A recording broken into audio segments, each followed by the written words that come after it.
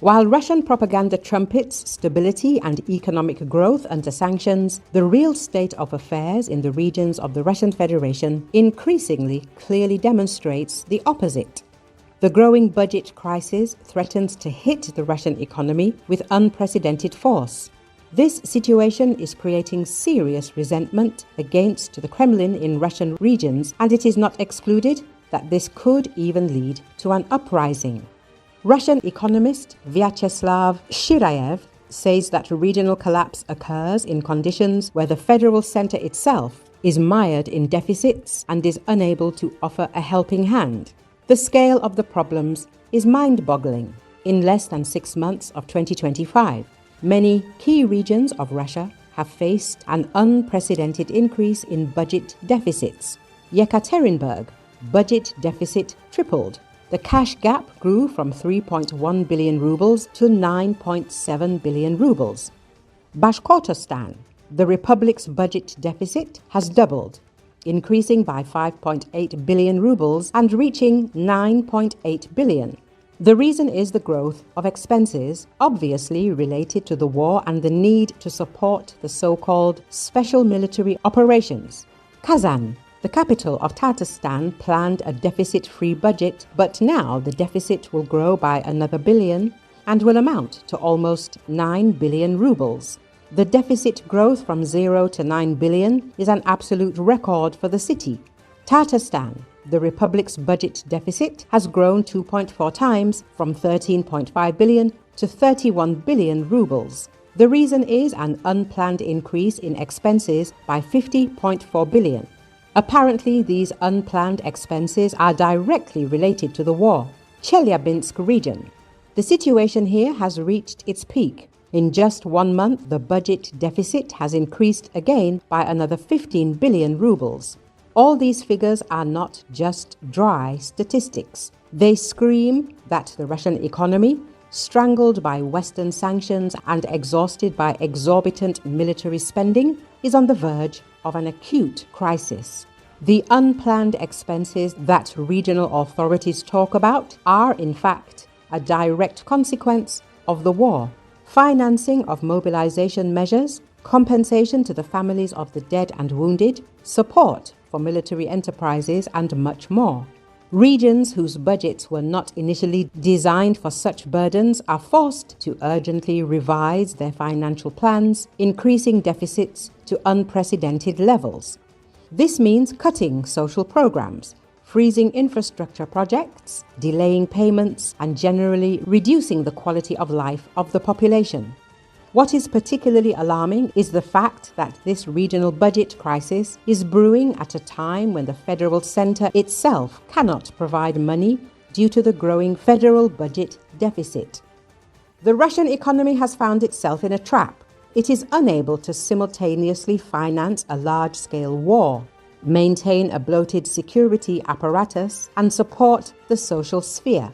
The Kremlin's priorities are obvious: war first and foremost. Thus, the regions are left alone with their problems, forced to survive in conditions of growing financial hunger. Deficits reaching 19% and even 25% of the revenue part are not just an alarming signal. They are a harbinger of deep stagnation and social discontent, which sooner or later will explode the already tense situation inside Russia. The Kremlin's special operation to destroy Ukraine is increasingly finishing off its own province, driving it into a debt hole from which it will be extremely difficult to get out.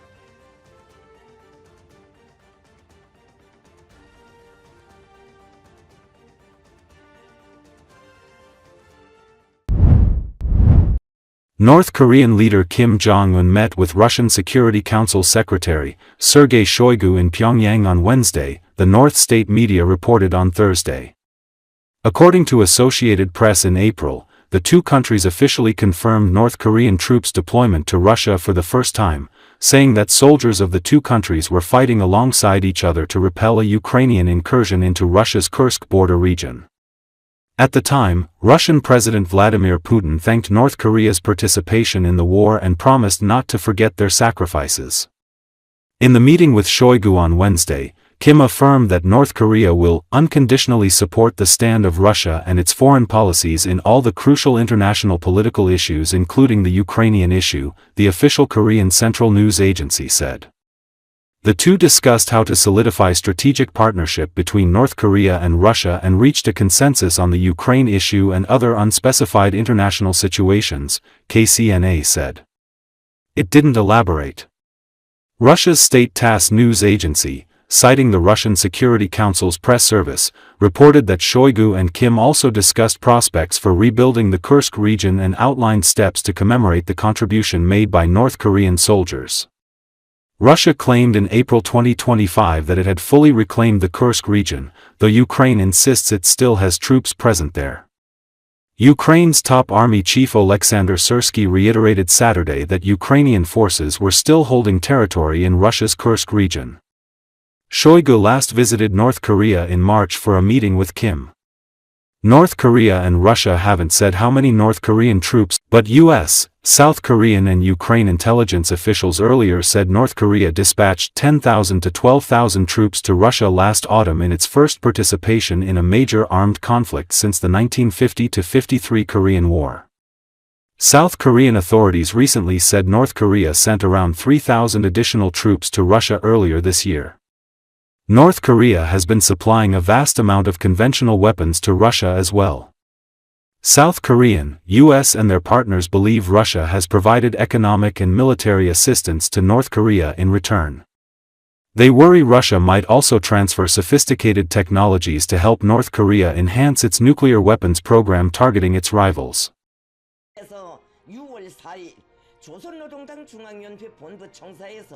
러시아 연방 대통령 울라지미르비치 푸틴 동지의 위임에 따라 러시아 연방 안전리사베 대표단을 인솔하고 우리나라를 방문한 세르게이 쇼이구 동지를 접견하셨습니다.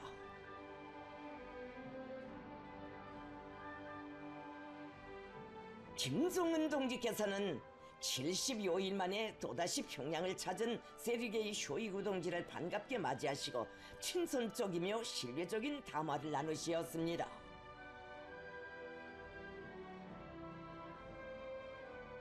경애하는 김정은 동지께 보내는 러시아 연방 대통령 울라지미르비치 푸틴 동지의 친근한 인사를 쇼이구 동지가 정중히 전해드렸습니다.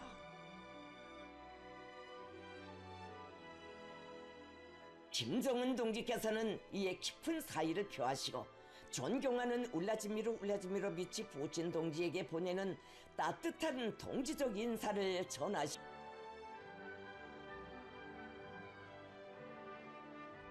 쇼이구 동지는 구르스크 지역 해방작전